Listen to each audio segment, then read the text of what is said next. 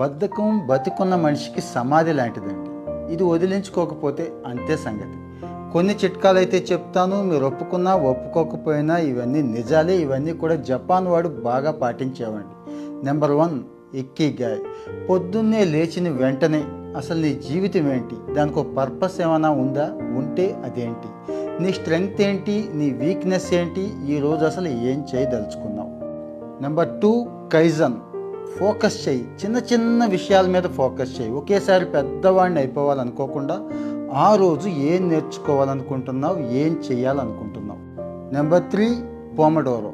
Burnout అయిపోయాను, stress వచ్చేసింది అనుకోకుండా ప్రతి 25 నిమిషాలని ఒక స్లాట్గా పెట్టుకొని ఏదైతే చేయాలనుకుంటున్నావో, ఏదైతే చదవాలనుకుంటున్నావో దాన్ని పూర్తి చేశాను. నెంబర్ 4, హరా హచ్చి బూ.